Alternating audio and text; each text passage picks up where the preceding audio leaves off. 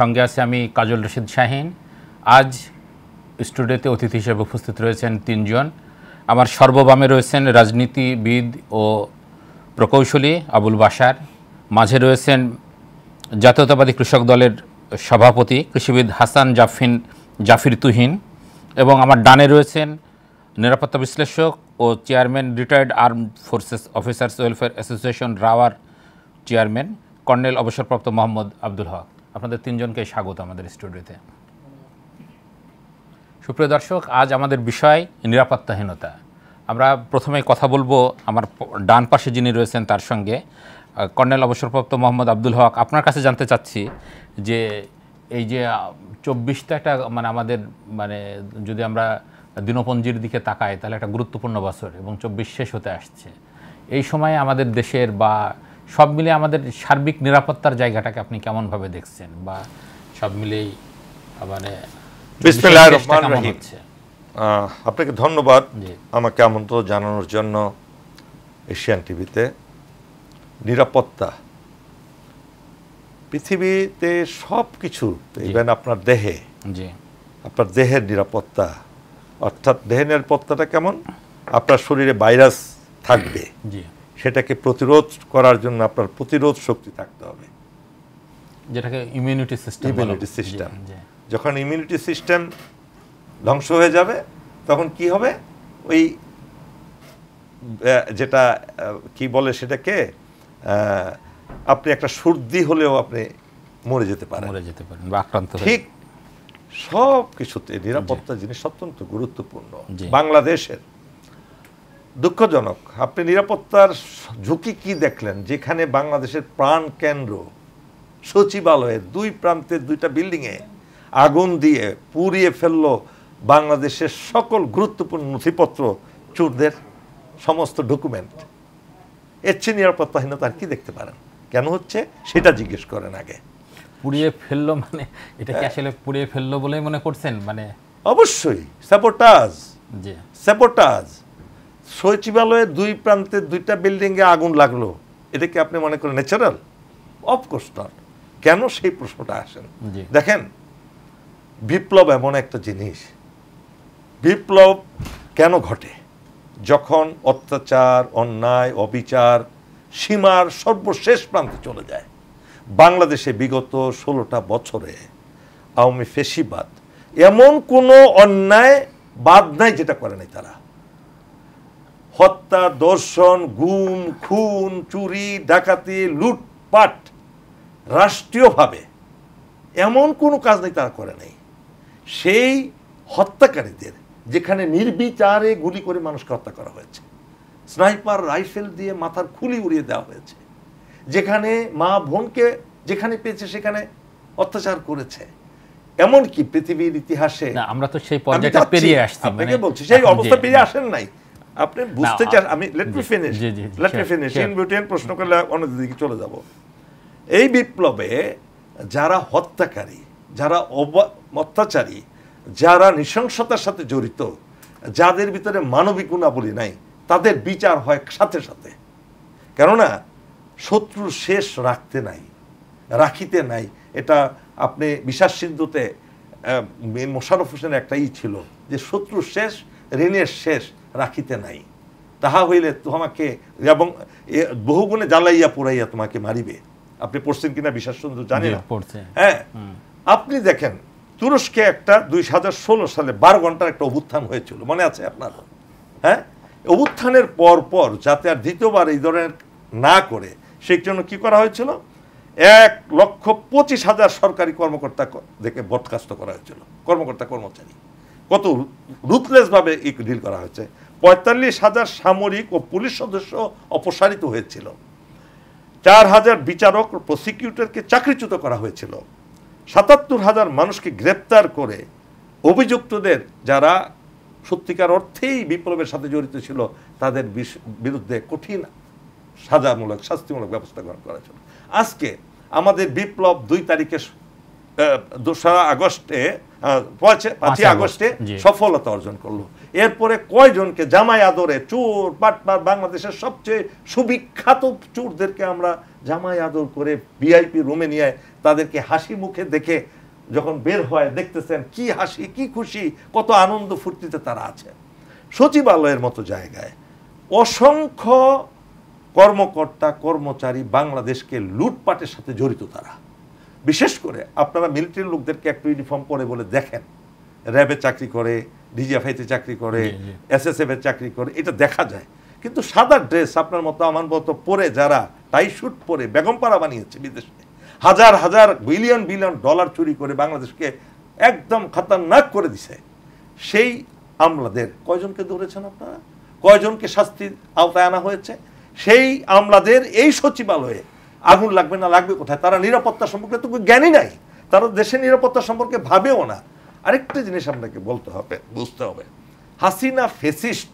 এই হাসিনাকে আপনি সবচেয়ে বেশি ভালোবাসে একটা দেশ, ওই দেশটা তো এই দেশের মানুষকে ভালোবাসে না, এই দেশের মাটিকে ভালোবাসে। আর এই দেশের হাসিনা নামক ফেসিস্ট এবং তার দলের শতভাগ মানুষ হলো বাংলাদেশের নিরাপত্তার জন্য সবচেয়ে বড় হুমকি। এবং এই এরাদেরকে যদি আপনি আইনের আওতায় না এনে দ্রুত গতিতে আপনি বিচার করতে না পারেন, তাহলে বাংলাদেশের নিরাপত্তা সবচেয়ে বেশি ঝুঁকির মধ্যে পড়বে এবং দেখবেন একটার পর একটা স্যাবোটাজ ঘটতে থাকবে। আব্দুল হক, আপনার কাছে আবার আসবো। আমি একটু হাসান জাফর তুহিনের কাছে যেতে চাচ্ছি, যে আপনার কাছে জানতে চাচ্ছি যে আমাদের আব্দুল হক সাহেব যে কথাটা বলছিলেন যে নিরাপত্তাহীনতা প্রসঙ্গে, যে ওনার কথার ভিতর দিয়ে এরকম একটা প্রতীয়মান হয় যে সরকারের এক ধরনের দুর্বলতা বা সরকার বিচার হীনতা বলেন বা বিচার এর ক্ষেত্রে যে একটু তৎপরতা যে কম বা শিথিল, সেই জায়গাগুলোকে উনি দায়ী মনে করছেন। আপনিও কি তাই মনে করেন নাকি?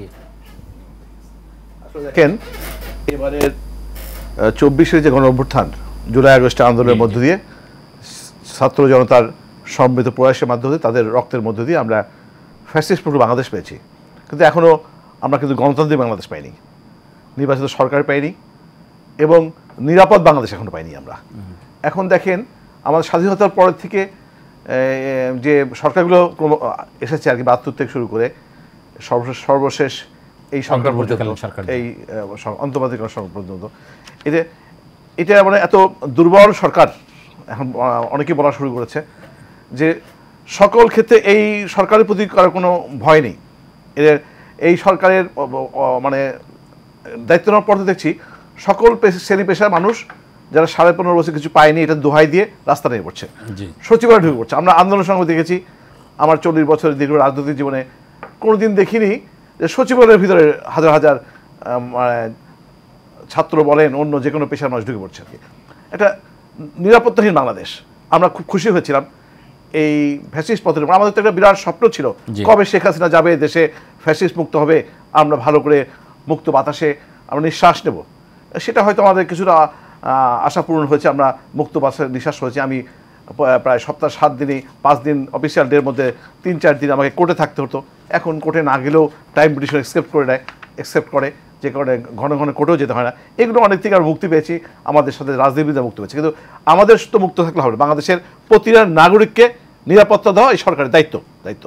আর আমি প্রথম দিকে বলেছিলাম যে 1 মাস পরেই সরকারের পরে আমি কয়েকটি প্রোগ্রামে বললাম যে এই সরকারের রন্ধে এখনও আমি ফ্যাসিস্টটা বসেছিলেন, যেটা আমাদের বড় ভাই বললেন উনি আর কি। তা একটা বিষয় খেয়াল করেন যে সচিবালয়ে অধিকাংশ সচিবই সেই সময়ের, আমাকে তো বলা হয়েছিল, আরটিভির একটা প্রোগ্রামে বলা হয়েছিল এদেরকে কেন সরাতে হবে, এরা অনেক মেধাবী অফিসার রয়েছে, তা কেন সরাতে হয়? আমি না, এরা রাখতে তো এই ফাইলগুলো গায়েব করে ফেলতে হবে, ফেলবে এই দুর্নীতির ফাইল, ওখানে শেখ হাসিনার কথা হবে, ফাইলগুলো সরিয়ে ফেলবে, আগামীতে বিচারে আমরা নথিপত্র পাবো না। কালকে রাত্রে ঘটনাটা তো এটাই। বড় ভাই যেটা বললেন, যে হক সাহেব যেটা বললেন, যে তা আজকে আমরা মনে করছি পরিকল্পিতভাবে ফাইলে আগুন লাগানোর জন্য তারাই করেছে। সেই ক্ষেত্রে আমার মনে হয় যে আমাদের এই নিরাপত্তাগুলো নিশ্চিত করা দরকার। বাংলাদেশের এই সরকার কিন্তু আসলে নিরাপত্তা নিশ্চিত করতে পারছে না, সচিবালয় না, কোথাও নিরাপত্তা নিশ্চিত করতে পারছে না। এটা উদ্বেগের কারণ। জি, আবুল বাশারের কাছে যেতে চাই, যে ওনারা যেমনটা বলছিলেন, যে সেই প্রেক্ষিতে আপনি কি মনে করেন যে এই সরকারের আসলে এখন কড়া সিদ্ধান্ত নেওয়ার বা কড়া অ্যাকশনে যাওয়ার সময় হয়েছে? ধন্যবাদ আপনাকে। এশিয়ান টিভির দর্শক এবং আমার সহযোগ কর্নেল হক এবং হাসান জারিফ তুহিন ভাইকে আমার আন্তরিক শুভেচ্ছা। আসলে বাংলাদেশটা এখন চলছে কেমন জানেন? আমাদের স্কুলে একটা আমার খুব ফেভারিট একটা ইভেন্ট ছিল, যেমন খুশি তেমন সাজো। জি, ঠিক বাংলাদেশটা এখন সেভাবে চলছে, ঠিক যেমন খুশি তেমন সাজো সেভাবে। আপনি দেখেন ডক্টর মোহাম্মদ ইউনূস সে যাচ্ছে যে শান্তি কমিটিতে মিছিল করেছে, দিন মোহাম্মদকে পাশে নিয়ে পঙ্গুদেরকে সে দেখতে যাচ্ছে। যে জাতীয় পার্টি অবৈধ সরকারকে এতদিন অক্সিজেন দিয়ে সহযোগিতা করতে, সে বলছে যে এখন শেখ হাসিনাকে এনে বিচার করতে হবে। সকালে ডিসি নিয়োগ দিচ্ছেন, বিকালে প্রত্যাহার করছেন। আগের মন্ত্রীদের পিএসদেরকে এখন তাদেরকে এখনকার উপদেষ্টাদের পিএস বানাচ্ছেন। খায়রুল হকের পিএসকে এখনও আপনি রেখেছেন আইন মন্ত্রণালয়ের উপদেষ্টার পিএস। এখন আমাদের দেশটা আসলে এইভাবে যেমন খুশি তেমন সাজো যখন চলে একটা দেশ, তখন কিন্তু যে যার যার মতো সাজতে চাইবে। আমাদের বাংলাদেশটা এখন ঠিক সেভাবে আছে। এই যে কথাগুলো বলা হচ্ছে না, এই যে আপনার সচিবরা মিছিল করছে, এটা কি আমাদের এই গত সরকারের আইনে আছে? আপনার 2018 সালে কর্মচারী আইন অ্যাক্ট আছে, সেখানে কিন্তু তাদের চাকরি থাকার কথা না, বাট তারা আছে। এবং এটা কিন্তু তারা আজকে করছে, কালকে করছে, পরশু তা না, কিন্তু তাদের বিরুদ্ধে কোনো ব্যবস্থা নেওয়া হচ্ছে। এবং এখন যে ক্যাডার বৈষম্য নিয়ে যেটা চলছে, আজকে আমি দেখলাম কলম বিরতি, এটা সরকারি কর্মচারী আইনের কোথায় আছে আমাকে বলেন? তাহলে তার মানে কি, যে ওই ইভেন্টে যেমন খুশি তেমন সাজো, যে যার যার মতো সে সেভাবে সাজছে। আর নিরাপত্তা যদি আপনি বলেন, নিরাপত্তা দুই ধরনের, একটা হচ্ছে ফিজিক্যাল নিরাপত্তা, একটা হচ্ছে সামাজিক অর্থনৈতিক এই নিরাপত্তাগুলো, সুবিচারের প্রসঙ্গে যেগুলো, তারপরে হচ্ছে আপনার চিকিৎসা নিরাপত্তা, এইগুলো। এখন এই আন্দোলনে আপনি যে শহীদদের কথা বলছেন, কিন্তু তাদেরকে আন্দোলন করে তার অধিকার নিতে হচ্ছে। আপনি দেখেন ফরিদপুরের রনি, তার স্পাইনাল কর্ডে গুলি লেগেছে, 4টা গুলি খেয়েছে তার শরীরে। এই ছেলে 3 মাস সে ধার দিনা করে এসে চলছে, অথচ আপনি বলছেন যে এই শহীদের তাদের সরকার আপনি, বা তাদের জন্য আপনার সমস্ত মায়া কান্না, কিন্তু আপনার তো সেখানে সরকারের কথাও কাজে মিল কম। অবশ্যই আপনি যখন, আপনাকে আমি স্পষ্ট বলি যে আপনি আসলে আপনার মেন ফোকাসটা কোথায়? আপনি যখন আপনার সঠিক জায়গা থেকে আপনি যখন সরে যাবেন, তখন কিন্তু আপনার কোনো কাজই হবে না। আপনাকে বুঝতে হবে এখন একজন ছাত্রের কাজটা কি, পড়াশোনা করা। সেটা বাদ দিয়ে যদি আপনি যদি এখন যদি আপনার বাবা যদি আপনাকে যদি ক্লাস 10-এ যদি পড়ে যে বাবা আজকে আমি বিচার হবে, ওই বিচারটা তুই করে দিয়ে আসি, সে কী বিচারটা করবে? আপনার কাছে কি মনে হয়? তো আপনি কি, আপনার মনে হয় যে আমাদের বাংলাদেশটা কি একটা সিনেমা, গল্প, নাটক? আমার কাছে সেরকমই মনে হচ্ছে। এবং আমি অবাক হয়ে দেখলাম যে আমাদের অনেক বড় বড় বুদ্ধিজীবীরা বলছে যে ছাত্ররা এই সরকারে জয়েন করছে, অনেক ভালো হয়েছে, আরও জয়েন করো। তো এখন তারা বলছে কেন যে এদের কাজ হচ্ছে না? আমি শুরু থেকেই বলেছিলাম যে ছাত্ররা যদি একটা পেশার গ্রুপ হয়ে থাকতো, যে আগামী দিনে যদি কোনো সরকার ফ্যাসিবাদ হতে চায়, তার পরিণতি হবে শেখ হাসিনার মতো, তাহলে কি হতো? ছাত্রদের আজকের যে তাদের সম্মান বা তাদের যে অবস্থান, তাদের যে একটা থ্রেট, সেটা কিন্তু থাকতো। কিন্তু এখন সেই ভয়টা কিন্তু নাই। এবং এখন দেখেন, আমরা তো দেশে বাস করি, ছাত্রদেরকে এখন বিভিন্ন পর্যায়ে আমাদেরকে শুনতে হয় যে তারা যে সমস্ত কাজকর্ম করছে, এটা একটা, আমি তো মনে করি যে আজকে আমাদের ছাত্রদেরকে ধ্বংস করার জন্য কিছু স্বার্থান্বেষী মহল আমাদের এই ছাত্র সমাজকে ধ্বংস করার জন্য তাদেরকে এখানে নিয়ে আসার কারণ হচ্ছে। আমি আরেকটু আপনাকে আমি শেষ করি। আপনি দেখেন ছাত্রলীগকে আপনি নিষিদ্ধ করে দিলেন, আপনার কাছে কোনো রিসার্চ আছে, কোনো গবেষণা আছে? সব কি অপরাধ ছাত্রলীগ করেছে? ছাত্রলীগকে যারা মাঠে নামিয়েছে তাদের কি আপনি মনে হচ্ছে যে তারা নিরপরাধ? তাহলে কি যুবলীগ, স্বেচ্ছাসেবক লীগ, তাঁতি লীগ, তারা কি আপনার ধোয়া তুলসী পাতা ধোয়া? আপনি না করে একটা সংগঠনকে আপনি নিষিদ্ধ করে দিলেন। এখন এই সংগঠনের এতগুলো ছেলে তারা এখন কি করবে? তারা অবশ্যই আপনার জন্য থ্রেট, এবং তারা বিভিন্ন আবার এই নিষিদ্ধের পক্ষেও না। এটাই হচ্ছে সমস্যা। শোনেন, আমাদের সমস্যাটা কি জানেন? আমাদের রাজনীতিবিদ আমরা সুচিন্তিতভাবে কোনো কাজ করতে পারি না, আমাদের মাথা গরম। এখন এটা উঠছে মানে এটা করতে হবে। আমরা এমন একজন রাজনীতিবিদ চাই, শুনেন, আমরা এমন রাজনীতিবিদ চাই যেমন আপনি বলি লি কুয়ান ইউ সিঙ্গাপুরের পিএপি পিপুলস অ্যাকশন পার্টির উনি জেনারেল সেক্রেটারি ছিলেন। উনি একটা জেলে পড়লিকে গত 3 দশকে Singapore one world one Singapore কোথায় নিয়ে গেছে। এ ধরনের রাজনীতিবিদ আনফরচুনেটলি আমাদের দেশে নাই, যে যারা গবেষণা করে এই দেশটাকে জাতিটাকে সেবনিতে। যে কারণে ওই যে এখন যেভাবে চলছে যেমন খুশি তেমন সাজো, সেই ইভেন্টের মধ্যে আমরা আছি। আগামী দিনে আপনাকে বলে রাখি আমি, আগামী দিনে আরো কাছে যেতে চাই যে তুহিন ভাই, তাহলে এই মুহূর্তে আমাদের আসলে করণীয়টা কি? মানে এই যে মানে সব দিকে যে একটা আশাভঙ্গের বেদনা, এবং সেই বেদনার ভিতরে আবার ধরেন এই যে সচিবালয়ের মতন জায়গায় আগুন, তাহলে আসলে বিশেষ করণীয় কি বা করণীয় কিছু আছে কি বলে মনে করেন? না, করণীয় বলতে এখন আসলে যাদের দেশ পরিচালনার কথা তাদেরই পরিচালনা করা উচিত। ছাত্রদের কাজ, ছাত্ররা, আমি আগেও বলেছি, ছাত্রদের কয়েকটি অংশ আছে, কেউ এখনো লেখাপড়া করছে, তাদের দ্রুত লেখাপড়া ফিরে যাওয়া উচিত। না, একটা নির্বাচন দিলেও তো সেখানে একটা সময় লাগে, তাহলে মানে ইমিডিয়েট কোনো সিদ্ধান্ত আছে কিনা আপনার যে ইমিডিয়েট এরকম করতে পারে? নির্বাচন সময় মনে করেন যে নির্বাচনের তারিখ ঘোষণা করলেই সেটা তখন এখন সবচেয়ে বড় সমস্যা হয়ে গেছে, সেটা হচ্ছে এখন নতুন কোনো ইনভেস্টর হচ্ছে না, ব্যবসা বাণিজ্য একদম মুখ থুলে পড়েছে, অর্থনীতি স্থবির। মানে কারণ এটাই কারণ কোনো ব্যবসায়ী তো এখানে ইনভেস্ট করে নিরাপদ মনে করছে না। কোন ধরনের গভর্নমেন্ট আসে, তাদের পলিসি কি হয়, তারা তাদের জন্য নিরাপদ কিনা, তারা ভালো সরকার কিনা, তারা তাদের সেই ব্যবসায় সুযোগ দিতে পারবে কিনা।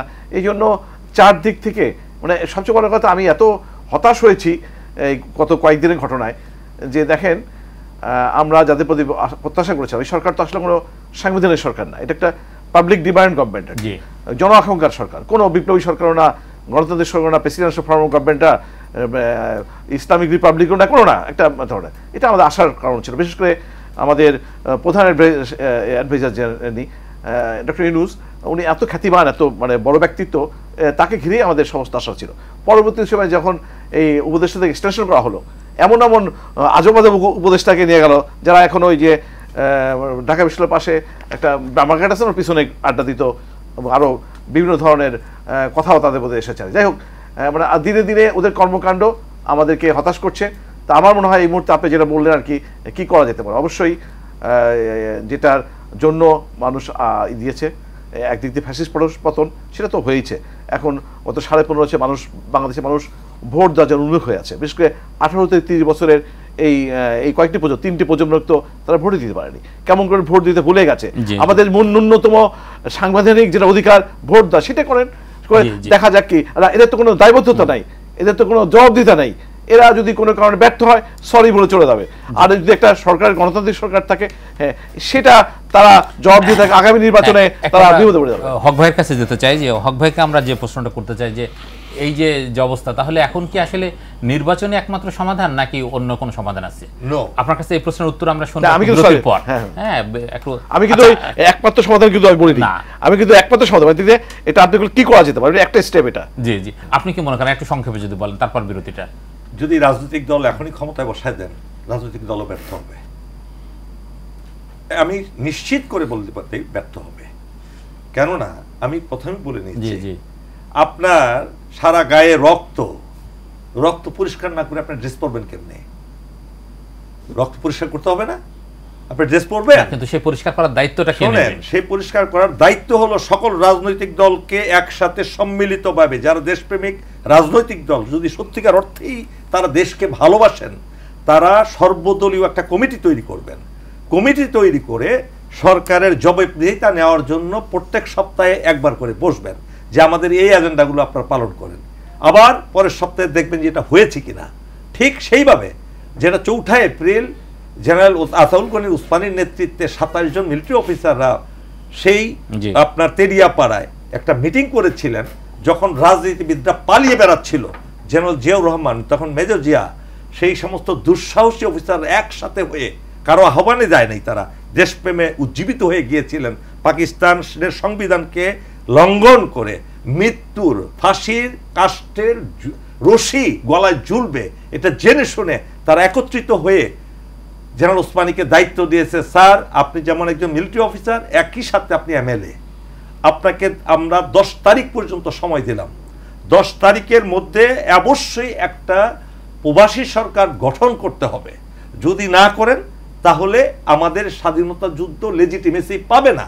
কিন্তু সেটা তো একটা যুদ্ধকালীন আমি এটা অবশ্যই এখনকার বাংলাদেশের প্রেক্ষাপট সেই যুদ্ধকালীন সময়ের থেকে খারাপ তত ভালো নয়, কিন্তু যেখানে ফ্যাসিস্টের প্রত্যেকটা রন্ডে, যদি এই ঘরটার কথা ধরেন, এই আপনার স্টুডিওর কথা ধরেন, এখানে প্রত্যেকটা জায়গায় তেলা পোকা, ছাড় পোকা এবং যত দুর্গন্ধযুক্ত জিনিস, এটা যদি আপনি পরিষ্কার না করেন এই রুমে থাকবেন কেমনে আপনি? আপনার পুরো দেশটা আওয়ামী লীগের এবং ছাত্রলীগের সাফাই গাইলেন, আমি জানি না গাইছেন কিনা, ছাত্রলীগের মতো নিকৃষ্ট পশুর দল, হায়নার দল পৃথিবীর ইতিহাসে আছে কিনা? শুধু ছাত্রলীগ না, প্রত্যেকটা যারা এই আওয়ামী লীগের, ছাত্রলীগের, কুত্তা লীগের যারা সমর্থন করবে তারাও সেই দলের সামিল হইতে হবে। কেননা দিনে দুপুরে তারা মানুষকে মেরেছে। এই যে একটা হিন্দু ছেলেকে মারলো, কি জানি নাম তার মনে আছে, এই যে বিশ্বজিৎকে মারলো, বলে যে ভাই আমি মুসলমান না, আমি হিন্দু, আমি শিবির না, আমাকে ল্যাংটা করে দেখেন, আপনারা পারেন। বাঁচিয়েছে তারে? আপনি ভুলে যান সেই ইয়ার ফারহাদ কি তার হত্যার কথা এত তাড়াতাড়ি ভুলে যান আপনারা? এরা কি মানুষ? মানুষ তো এখনো বলে এটা মানুষ না আওয়ামী লীগ। আর ওই আওয়ামী লীগের যারা এই বংশোদ্ভূত এখানে থাকবে, বাংলাদেশের সব দলও যদি বিনা ক্ষমতায় আসে, এদেরকে শেষ করা না পর্যন্ত, এদেরকে বিচারের আওতায় এনে কঠিন শাস্তি না দেওয়া পর্যন্ত তারা ক্ষমতায় টিকতে পারবে না 3 মাসের বেশি। কেননা তারা ধ্বংসযজ্ঞ চালাবে, তারা দেশের প্রতি কোনো মায়া নাই। আর তাদেরকে এখানে কেউ ইন্ধন যোগাচ্ছে এমন একটা দেশ, যে দেশটা এই দেশের অস্তিত্বকে স্বীকার করে না। ধন্যবাদ। মানে বিগত ফ্যাসিস্ট সরকারের যেসব কার্যক্রম ছিল সেগুলোকে মানে বিরুদ্ধে অ্যাকশন নেওয়া হচ্ছে না বা বিচারের আওতায় নিয়ে আসার ক্ষেত্রে গড়িমসি করা হচ্ছে। আবুল বাশার, আপনি কি মনে করেন যে ধরেন অন্তর্বর্তীকালীন সরকারের যে আচরণটা করছে, রাজনৈতিক কোনো সরকার আসলে এই আচরণের কোনো পরিবর্তন হবে বিচারের ক্ষেত্রে বা তাদের এর ক্ষেত্রে? আচ্ছা, আমি আপনার শুরুতে যে আমি হক ভাইয়ের বিনয়ের সাথে বলছি যে আমি কিন্তু ছাত্রলীগকে সমর্থন করে কথা বলিনি। না, সেটা নিশ্চয়ই দর্শক বুঝতে পারছে। না না, আপনার আলোচনায় চলে যান। আমি এটা বলছি কারণ আমি নিজেও অনেক, আমার অথবা পরবর্তীতে আমি হক ভাইয়ের সাথে কথা বলবো, আমি 17 বছর লড়াই করেছি। আচ্ছা, যাই হোক, সেটা হচ্ছে যে আমাদেরকে একটা জিনিস খুব মাথায় রাখতে হবে, এই দেশটা আমাদের সবার, এবং এই দেশের যদি আপনি যদি ব্লেম গেম যদি আমরা দিই, তাহলে কিন্তু এদেশের মানুষের কোনো উপকার হবে না। আমি যে জায়গাতে যেতে চাচ্ছি, দেখেন এক সময় না, আবার ধরেন যদি জার্মানি না দিই তাহলে কি একটা দায়মুক্তি দিয়ে দেওয়া হয়? না, দায়মুক্তি না। আমি আপনাকে যেটা বলছি সেটা হচ্ছে যে আমি যে কথাটা বলার চেষ্টা করেছিলাম যে আমাকে যখন একটা স্টেপ নিতে হবে তখন আমাকে গবেষণা করতে হবে যে আমি এই পদক্ষেপ নেওয়ার পর আমার কোনটা পজিটিভ হবে, কোনটা নেগেটিভ হবে, মানে ফলাফলটা কি আসবে, পরবর্তী অ্যাকশনটা কেমন হবে। এখন আপনি যদি মনে করেন যে মাথা গরম করে একটা সিদ্ধান্ত নেন, কিন্তু সেটা তো নিয়ে ফেলেন আপনি। এখন আপনি যদি 20 তলা বিল্ডিং থেকে সুইসাইড করার জন্য জাম্প করেন, 10 তলায় যদি এসে যদি বলেন হাই আমি তো ভুল করছি, আপনার কোনো লাভ আছে? না, আপনাকে অবধারিত মৃত্যুর দিকে যেতে হবে, মৃত্যু অথবা ইনজুরি। এখন ধরেন আমরা 17 বছরের অনেক ব্লেম দিচ্ছি, শেখ হাসিনাও কিন্তু এরকম অনেক ব্লেম দিত যে 21 বছর ধরে এটা হয়েছে সেটা। একদম। আমাদেরকে কথায় না বড় হয়ে কাজে বড় হতে হবে। আমরা সবাই জানি যে 17 বছর ফ্যাসিস্টদের কোথায় কি আছে। হক ভাই জানে, তুহিন ভাই জানে, আমি জানি, উপদেষ্টারা জানেন না। আমি টকশোতে একদম 5 আগস্টের পর থেকে যদি আমার প্রত্যেকটা এপিসোড আপনি যদি দেখেন, আমি প্রত্যেকটা জায়গাতে এখানে নক করেছি যে আমাদের এই কাজগুলো করতে হবে। কিন্তু আমরা যখন এই কাজগুলো না করে আমাদের মনোনিবেশ অন্যদিকে যাচ্ছি, কারণ কি আমাদের বাংলাদেশের ক্ষমতার চেয়ার এক ধরনের সুপারগুলো আছে বা ফেভিকল আছে, যেটা চেয়ারের সাথে এমনভাবে লেগে থাকে, ওটার প্রতি এমন লোভ এসে যায় যে চেয়ার ছাড়া আপনার আশেপাশে যে আর কি হচ্ছে এটা কিন্তু আপনার কোনো খেয়াল থাকে না। এই যে একটা অবস্থা, এখন ধরেন আমি শেখ হাসিনার সময়ে 122 টাকা দিয়ে ডলার কিনে আমি বিদেশে গিয়েছি। আমি গত 15 তারিখে আমি দেশের বাইরে গেছি 126 টাকা দিয়ে ডলার কিনে। এখন আপনি কি শেখ হাসিনা 17 বছরের ব্লেম দিয়ে বলতে পারবেন? সবাই তো বলবে যে ডক্টর তোমাদের আন্দোলনের ইনুস তো অর্থনীতির বিশাল বটগাছ, তাহলে কেন এখন আমাকে ডলার কিনতে হচ্ছে? আমরা বলেছি যে সিন্ডিকেট, তাহলে এত বড় একটা শক্তিশালী সরকারকে আমরা ভেঙে দিতে পারলাম, সিন্ডিকেটকে কেন আমরা এখন ভাঙতে পারছি না? দ্রব্যমূল্যকে কেন আমরা নিয়ন্ত্রণ আনতে পারছি না? তাহলে কি তাদের সদিচ্ছার কমতি আছে বলে মনে করছেন? ডেফিনেটলি, ওই যে আপনাকে বলছি আমি, জি, যে আপনি আমাকে বলেন সচিবালয়ে অনেকে আছে, আমি এখন বললে সরাসরি আমার ইয়ে হবে, তাদের কাজটা কি ওখানে? আপনি তাদের নেতৃত্বে একটা টিম করে দেন, তারা অবজার্ভ করবে, অবজার্ভ করে সেটা সরকারকে রিপোর্ট দিবে, এখানে এখানে এই ব্যক্তি। আপনি বলছেন বিএনপির অমুক চাঁদাবাজি করছে, অমুক এটা করছে, আপনি বাজারে কথাগুলো ছেড়ে বিএনপিকে ব্লেম দিচ্ছেন। আপনারা সুনির্দিষ্টভাবে বলেন যে হাসান জারিফ তুহিন সে পাবনাতে বা ঢাকাতে অমুকের কাছ থেকে অমুক নিয়েছে, তাদেরকে একটা টিম হিসেবে একটা রিসার্চ করে দেন, অ্যাকশন হয় কিনা। নিচ্ছে না, তার একটু আমার এগুলো নিচ্ছে না। কিন্তু এগুলো শোনেন, বাজারের কথা বাদ দিয়ে কিছু কিছু জায়গায় তো ধরেন পত্রিকাতেও আসছে, মানে গণমাধ্যমও তো আপনি কি গণমাধ্যম কি আপনি বলতেন তুলসী পাতার ধোয়া? 17 বছরে গণমাধ্যম কোথায় ছিল? না, গণমাধ্যম তার সীমাবদ্ধতা। এখন ধরেন একটা গণমাধ্যমে আপনার প্রতি আমার একটা গণমাধ্যমকে আমি হক ভাইকে পছন্দ করে না, আমি চাইলে হক ভাইয়ের বিরুদ্ধে অনেকগুলো কথা লিখতে পারি। হক ভাইয়ের দাড়ি রাখছে, এটা ইসলামে যায় না। হক ভাইয়ের মাথার চুলটা ঠিক নাই, আর একটু ছোট করতে হবে, তার চশমাটা এ ধরনের নেগেটিভ কথা আমি বলতে পারি। কিন্তু আপনাকে সুনির্দিষ্টভাবে বলতে হবে। আপনি যতই ফ্যাসিবাদের কথা বলেন না কেন, বাঙালি জাতি কিন্তু খুব তাড়াতাড়ি ভুলে যায়। কারণ কি জানেন, আপনি যখন ব্যক্তিগতভাবে ইফেক্টেড হবেন, তখন কিন্তু 17 বছরের ফ্যাসিবাদের এই স্লোগান দিয়ে জনগণকে ঘুম পাড়িয়ে রাখতে পারবেন না। আমি আপনাকে বলে গেলাম আজকে, আপনি ফ্যাসিবাদকে দূর করতে গেলে ফ্যাসিবাদের যে যতগুলো অপকর্ম আছে, সেই অপকর্মগুলো বাংলার মাটি থেকে চিরবিদায় দিতে হবে। এটার জন্য আপনাকে সেই নেতৃত্ব চাই। আমি বলেছি লিকুয়েন ইউ, মাহাথির মোহাম্মদ অথবা বারাক ওবামা, আমরা একটু হাসান জাফর তুহিনের কাছে, অথবা এরদোয়ানের মতো এরকম পলিটিশিয়ান বাংলাদেশে লাগবে এই মুহূর্তে। এই যে ধরেন নিরাপত্তাহীনতা মানে তো আসলে সব দিকেই তাহলে ভঙ্গুর হয়ে গেল। সেই জায়গাগুলোতে এই যে এই সরকার বা ধরেন এই সরকারের ক্ষেত্রে রাজনৈতিক দলগুলো কোনো প্রেসারের ভূমিকা পালন করতে পারছে না বা করছে বলে কি মনে করেন আপনি? হ্যাঁ, রাজনৈতিক দলগুলো প্রথমত একদমই প্রেসার দেয়নি, এখনো কিছু কিছু বলা শুরু করেছে। প্রথম বললে তো বলতো যে আমরা বিরোধিতা শুরু করছি, মানে অবজারভেশনে রাখছিল এরকম। হ্যাঁ, অবজারভেশন অবশ্যই দেখা দরকার ছিল। 2-3 মাসে তো একটা সরকারকে মূল্যায়ন করা যায়। এখন 4 মাস 4.5 মাস হয়ে গেছে, এখন মূল্যায়ন করার সময় এসেছে। এখন আস্তে আস্তে আমাদের দলের পক্ষ থেকে এবং আরো অন্য গণতান্ত্রিক দলের পক্ষ থেকে দাবি করে তোলা হচ্ছে।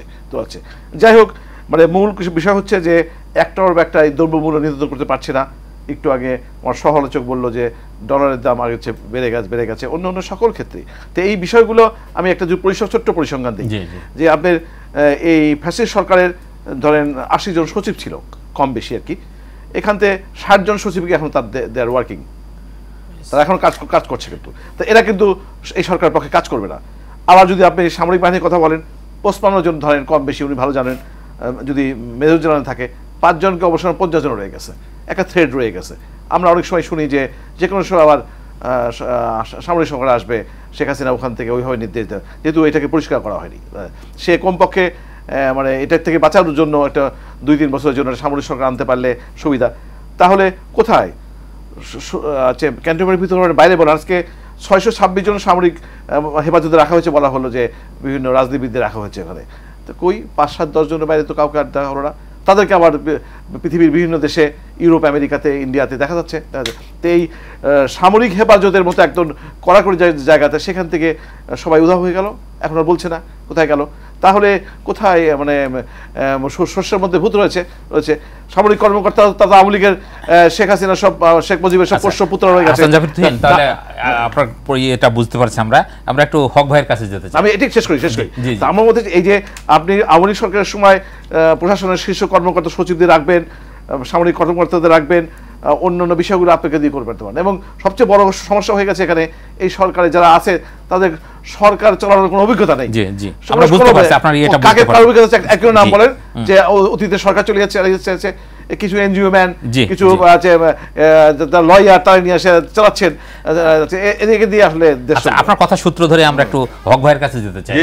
ওই যে মানে আমাদের তুহিন ভাই যে কথাটা বলছিলেন যে সামরিক হেফাজতে রাজনীতিবিদরা ছিলেন বা ছিলেন, এই অভিযোগটা কিন্তু আসলে ধরেন সবার ভিতরেই আছে।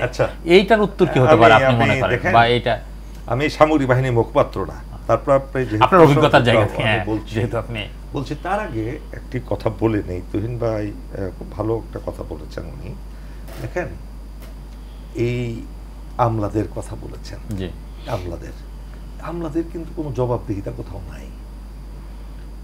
এরা একেবারে ফ্রি স্টাইলে গোল কিপার বিহীন একটা গোলে, মানে গোল বক্সে বল মারছেন, এই আমলাদের জবাবদিহিতা আনার জন্য ব্যবস্থা গ্রহণ না করা পর্যন্ত এদের শান্তি হবে না।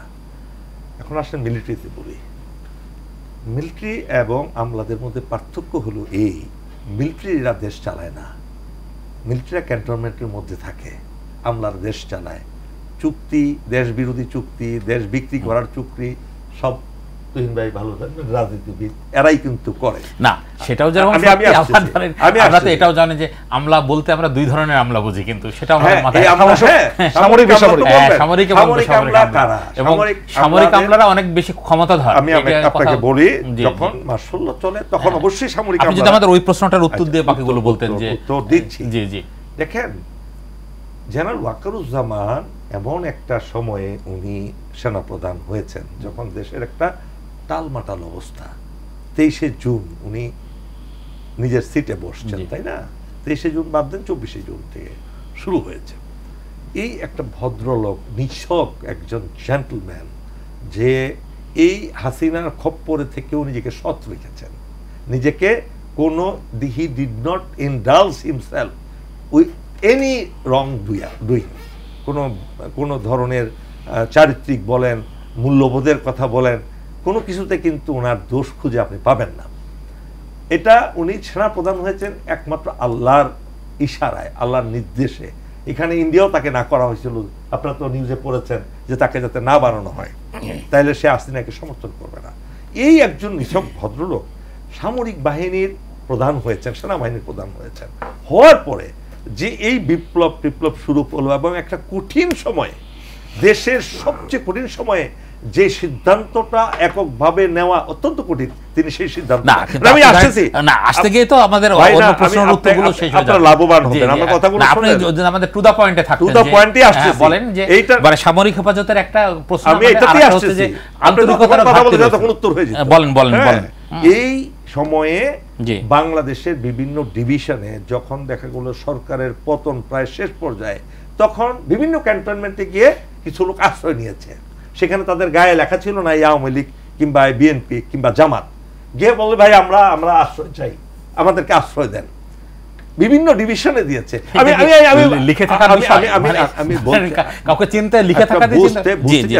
আমাদেরও তো বুঝতে হবে জিনিসটা, ওনারা ঢুকেছে বিভিন্ন ডিভিশনে, বিভিন্ন জায়গায়। সেই সময় জেনারেল ওয়াকার এগুলো জানতেনও না। ওনার সময় উনি দেশ নিয়ে ব্যস্ত, উনি তো এই সমস্ত খবর টবর নিয়ে, কিন্তু he is a military leader, he tax the responsibility. হ্যাঁ, তারা আশ্রয় নিয়েছিল এবং তারা চলে গেছে। এটা ওই সময়ের জন্য ওইভাবে এই যদি এক্সপ্লেন করেন যে তখন তাদেরকে ধরা হলো না কেন, তাদেরকে আর্মি করলো না কেন, army was not in the power. Army কিভাবে ধরবে? Army was not in the power. সেটা তো সিভিলিয়ান গভর্নমেন্ট তখন ক্ষমতা ছিল এবং আন্ডার, তারা তো তখনও বুঝতো না যে দেশটা এইরকম চেঞ্জ হবে, এই হঠাৎ করে পরিবর্তন হবে। এটা তো একটা আল্লাহর ইশারা, আবাবিল পাখিদের মধ্যে আসছে। আপনি যদি সেই চেয়ারে বসতেন, তুহিনও ভাই যদি সেই চেয়ারে বসতো, আমার ছোট ভাই যদিও সেই চেয়ারে বসতেন, তারা কি করতেন? হ্যাঁ, এখন আমলাদের কথা আসেন। মিলিটারি আমলা, গণতান্ত্রিক সরকারে, অবৈধ সরকারে কোনো মিলিটারি আমলা বলতে কিছু নাই। এরা শুধু 2-4 জন জেনারেল, যে সমস্ত সরাসরি প্রধানমন্ত্রীর অধীনে চাকরি করে, যেমন ডিজিডিজিএফআই, সরাসরি he or she is under prime minister. না, আপনি আমাদের একটা প্রশ্নের সরাসরি উত্তর দিবেন। ধরেন যে আইন শৃঙ্খলা রক্ষার দায়িত্ব কিন্তু আর্মিকে দেওয়া হয়েছিল, তাহলে তারা সেই জায়গাটাই, আমাদের ভিতরে এই প্রশ্নও রয়েছে যে এই জায়গাটা তো তার আন্তরিক ছিল না। আইন শৃঙ্খলা বাহিনী যখন সময় তাকে দেওয়া হলো, দেখেন আইন শৃঙ্খলা বাহিনীর লিমিটেশন কি, যারা ধরবে তারা তো সবাইকে চিনে না। আমরা একটা বিরতিতে যাব, আপনি সংক্ষেপে, খুবই দ্রুত। জি জি। সামরিক বাহিনীর একটা সিচুয়েশন বুঝতে একটু সময় লাগে। এটা তো তারা তো একটা ট্রেন্ড বাহিনীর যদি এরকম কথা বলেন, তাহলে সামরিক বাহিনী তো আপনার আইন শৃঙ্খলা পুলিশের না না না না পুলিশের কাজটাকে আপনার কাছ থেকে আমরা আরো ম্যাজিস্ট্রেট হইছে না, ম্যাজিস্ট্রেট পাওয়ার যখন দিছে তখন ধরা শুরু করেছে, এখনো ধরছে। কিন্তু তারপরেও তো সার্বিক অবস্থা খুব একটা ভালো না। ভালো হবে তো তখনই যখন ওনাদের দায়িত্ব হেল্প করবে। পলিটিক্যাল পার্টি বলুক অন্তর্বর্তীকালীন সরকারকে, আজকে বলেন পলিটিক্যাল পার্টি যদি কথাই বলতে, আমিও তো যদিও পলিটিক্স করি, পলিটিক্যাল পার্টি একসাথে হতে পারলো না কেন দেশের ক্ষেত্রে? তারা কেন এক হতে পারলো না? আব্দুল হক হয়তো তারা ব্যর্থ না? না, আপনার উত্তর হয়তো ঠিক আছে বা আপনি আপনার অবস্থান থেকে ঠিক বলছেন, কিন্তু মানুষের যে প্রত্যাশা ছিল সেই প্রত্যাশার সঙ্গে কিন্তু ফারাক আছে। আজকে আলোচনার ভিতর থেকে যেটা বেরিয়ে আসছে যে ধরেন আমরা মনে করছি যে এই পরিস্থিতির জন্য বা অন্তর্বর্তীকালীন সরকারের একটা ব্যর্থতা রয়েছে বা বড় রকমেরই ব্যর্থতা রয়েছে, কিন্তু অন্তর্বর্তীকালীন সরকার তো যাদের সহযোগিতা করার কথা ছিল বা যেসব উইংস ধরেন সরকারকে সহযোগিতা করে সেই উইংসগুলো কি মানে সহযোগিতা করছে বলে আপনি মনে করেন? এই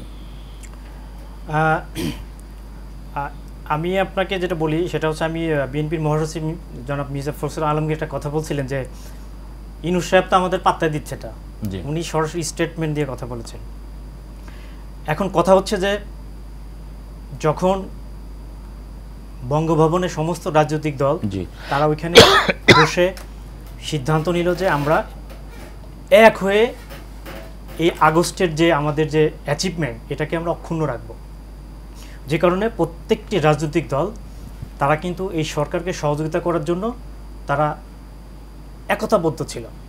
কিন্তু প্রবলেমটা শুরু হলো কোথায়? ওই যে আপনাকে বললাম, যখন ইন্টারেস্ট এক একজনের পার্সোনাল চলে আসছে। কিন্তু এখন কেউ মনে করছে, আমি কিন্তু এর আগেও বলেছি আপনাকে, যে কিছু কিছু রাজনৈতিক দলের এক সময় ছিল যে বিএনপিকে ঠেকানো, আবার অন্যান্য তারা কিছু কিছু রাজনৈতিক বললো যে এই সরকারকে অনন্তকাল সময় দাও, কেউ বলতেছে না এভাবে। মানে এই যে এলোমেলো, সেই ওইখানে থাকার পরে তারপর থেকে আমাদের রাজনৈতিক দলের যে আমাদের যে মানে আচরণ, সেটা যদি আপনি যদি বিশ্লেষণ করেন তাহলে কিন্তু আপনার উত্তর আপনি এখানে পেয়ে যাবেন। এখন সরকার ডক্টর মোহাম্মদ ইউনূস তো বলছে যে আমাকে এখানে বসাইছে ছাত্ররা। তো আপনি যখন একটা উইংসকে যখন আপনি রিপ্রেজেন্ট করছেন, জাতিসংঘে গিয়ে বলছেন যে এই তরুণ এই ছাত্ররা হচ্ছে আমার এই ক্ষমতার মেন মাস্টারমাইন্ড, সেটা তো বাস্তবতাও না না না, এটা আমি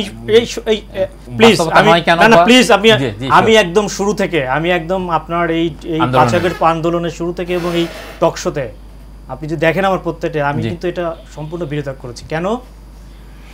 সেটা হচ্ছে যে আপনি বিএনপির ছাত্রদল, যুবদল, তাদের 419 জন এই আন্দোলনে তাদের মৃত্যু হয়েছে।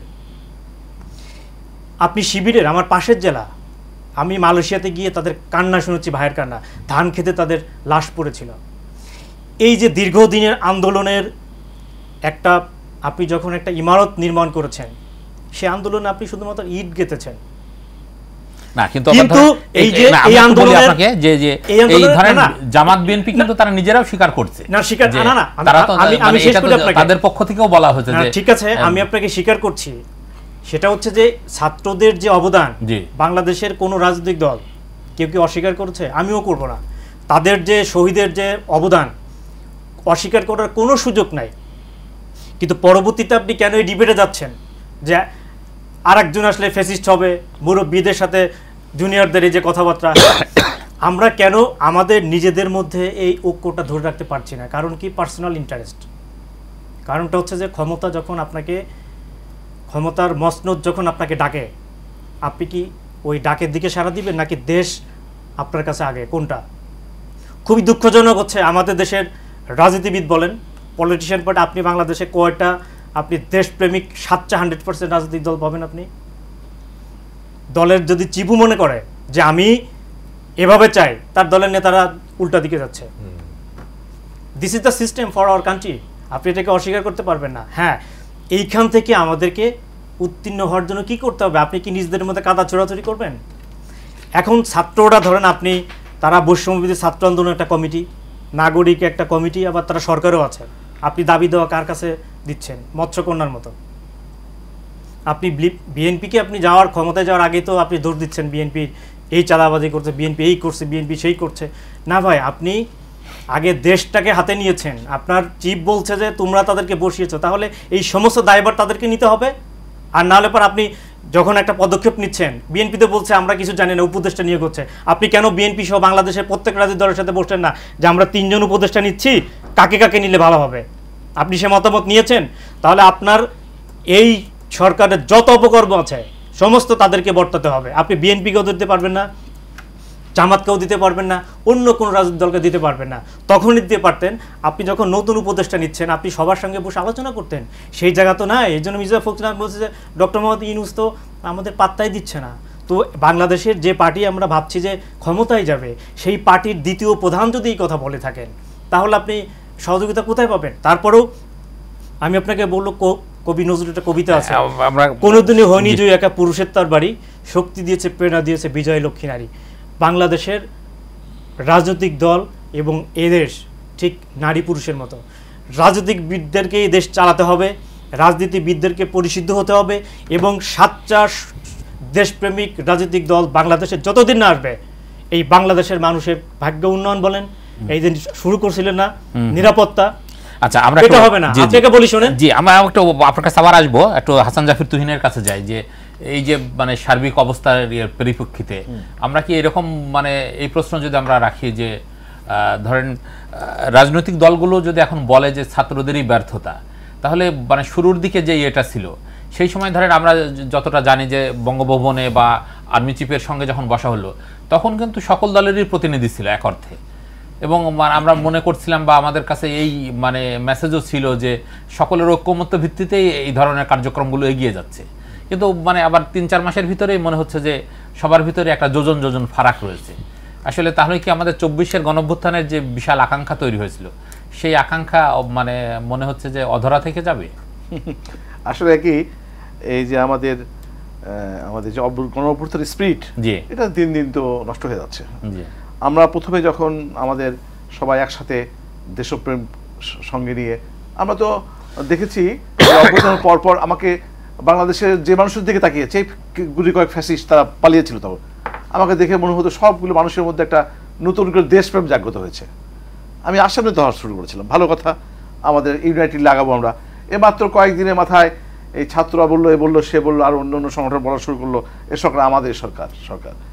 তা আসলে এই যে আমাদের প্রকৌশলী বাসার যেটা আবুল বাসার যেটা বললেন, তা আজকে ছাত্রদের মধ্যেই রয়েছে, আপনার সরকারের মধ্যে রয়েছেন, সরকারের বাইরে রয়েছেন, আজকে সচিবালয়ে ঢোকেন, আমি চ্যালেঞ্জ দিয়ে বলবো আমাদের দলের কয়েকজন ব্যক্তি সচিবালয়ে ঢোকে তবদিল করতে, কারা ঢুকছে শুনে দেখেন।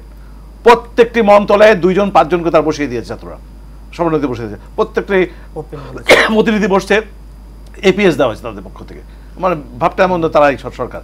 তো এইগুলো আসলে তাদের অভিজ্ঞতার রয়েছে। আস্তে আস্তে হবে কি জানেন, এই ছাত্র সমাজ ধ্বংস হবে, কারণ তাদের মধ্যে যখন লোভ লালসা ঢুকে পড়বে, তখন আমরা জাতি হিসাবে ক্ষতিগ্রস্ত হয়ে যাব। তা আমার মনে হয় যে এখান থেকে বের হয়ে আসা উচিত। আমি তো বারবার বলি যে ছাত্ররা সবাই যারা এই নেতৃত্ব, তারা সবাই আমাদের সন্তানের মতো। একেবারে শেষের দিকে চলে আসছে, আমি শেষ করি একটু। আমার মনে হয় যেটা যে আমাদের যে গণঅভ্যুত্থানটি হয়েছে, আমরা প্রথমে বলার চেষ্টা করিনি, আমরা এটাকে ভাগ করিনি কার কতটা, পরে আমরা হিসাব করে দেখেছি মোর দ্যান 50% শহীদ হয়েছে আমাদের দল থেকে। এটা আমরা পরিষ্কার বলতে চাইনি। তা আমরা মনে হয় যে অবশ্যই অতি দ্রুত একটি নির্বাচনের মাধ্যমে এই সরকার এগিয়ে যাবে, কারণ দিন দিন ব্যর্থ হলে একসময় ফ্যাসিস্টরা আবার বলবে যে আগের সরকারই ভালো ছিল। মোহাম্মদ আব্দুল আপনার কাছে যেতে চাই, মানে তাহলে এই মুহূর্তে আমাদের করণীয় কি? আপনি একেবারে সংক্ষেপে এক লাইনে বলবেন। জি জি, আমার একটা পরামর্শ থাকবে সকল দেশপ্রেমিক রাজনৈতিক দলগুলোর কাছে এবং দেশের বুদ্ধিজীবী, যারা দেশপ্রেমিক বুদ্ধিজীবী, সবাই একসাথে হয়ে একই মঞ্চে আসার সময়ের দাবি মাত্র। এই সময় যদি তারা রাজনৈতিক মতভেদ ভুলে গিয়ে দেশকে রক্ষা করার জন্য ঐক্যবদ্ধভাবে এই অন্তর্বর্তীকালীন সরকারকে সহযোগিতা করেন, দেখবেন 1 বছরের মধ্যে সবকিছু সম্ভব। নির্বাচন, জনগণের ক্ষমতা জনগণের কাছে ফেরত দেওয়া, এবং সবকিছু সম্ভব হবে এটার মাধ্যমে। এবং এটা করলে আপনি যদি এক লাইনে বলেন যে মানে তাহলে এখন করণীয় কি, এক লাইনে, আমরা একেবারে শেষ সময়। আমার কাছে যেটা মনে হয় যে অতি শীঘ্রই প্রধান উপদেষ্টার নেতৃত্বে সমস্ত রাজনৈতিক দলকে নিয়ে নাকি অতি দ্রুত, সেটা হোক 1 বছর, মানে একটা সর্বদলীয় ঐক্যভাবে বসে একটা নির্বাচনী রোডম্যাপ ঘোষণা করা, এবং রাজনৈতিক দলকে বলা যে ঠিক আছে, তোমরা আগামী 1 বছর কি 1.5 বছর পরে নির্বাচন হবে, এই 1 বছর তোমরা আমাদেরকে যে সহযোগিতা করা দরকার সেটা করো, দেখবেন যে এই পরিস্থিতি দ্রুত উন্নতি হবে। হাসান জাফর তুহিন, আপনি কি মনে করেন যে এই মুহূর্তে আসলে করণীয় কি? আমরা শেষ একেবারে এটা আসলে তো সবসময় শুধু বর্তমান সময় না, সব সময়ের জন্য যেটা ন্যাশনাল কনসেনসাস দরকার, জাতীয় ঐক্যমত্যের ভিত্তিতে আমরা এগিয়ে যাওয়া উচিত। আমরা এত বড় একটা শক্তিকে অপশক্তিকে পরাজিত করেছি। এই গণঅভ্যুত্থানের কিন্তু শেখ হাসিনা পতন হয়নি, আমরা ভারতীয় সাম্রাজ্যবাদকে পতন করেছি, যেটা আমাদের জন্য সবচেয়ে বড় বিপদ ছিল। দীর্ঘদিন জেগে উঠেছিল আমাদের ভারতীয় সাম্রাজ্যবাদ, এটাকে আমরা করেছি, পতন ঘটেছি। তা আমরা মনে করি যে এত বড় একটা অ্যাচিভমেন্ট আমরা নষ্ট করতে চাই না। আমরা দ্রুত একটা আমার প্রধান উপদেষ্টার কাছে আমার কর্মসূচির মধ্যে আজ প্রোগ্রামের মধ্যে আহ্বান থাকবে, দ্রুত যেন উনি একটা সবাইকে, সব দল মত এবং সকল পেশার মানুষকে প্রতিনিধি ডেকে জাতীয় ঐক্যের ভিত্তিতে যে কয়দিন ওনার ক্ষমতা থাকুক সেখানে ভালোভাবে চলুক, এই জন্য তাদের প্রতি আমাদের ইঞ্জিনিয়ার আবুল বাশার, কৃষিবিদ হাসান জাফর তুহিন, কর্নেল অবসরপ্রাপ্ত মোহাম্মদ আব্দুল হক, আপনাদের তিনজনকেই ধন্যবাদ। আপনারা আজকে যে আলোচনা করছেন আমরা মনে করি যে আপনারা মূল্যবান বার্তা দিয়েছেন এবং সেই বার্তার ভিতর দিয়ে আমাদের দর্শক তাদের যে উপলব্ধি বা তাদের যে আকাঙ্ক্ষা সেই জায়গাটা তারা নির্দিষ্টভাবে একটা বার্তা পেয়েছেন। প্রিয় দর্শক, টেবিল টক শেষ করছে আজকের মতো। আপনাদেরকে ধন্যবাদ, আপনারা আমাদের সঙ্গে ছিলেন। আবারও দেখা হবে আগামীকাল ঠিক এই সময়ে। সেই পর্যন্ত আপনারা এশিয়ান টেলিভিশনের সঙ্গেই থাকুন। সকলকে ধন্যবাদ।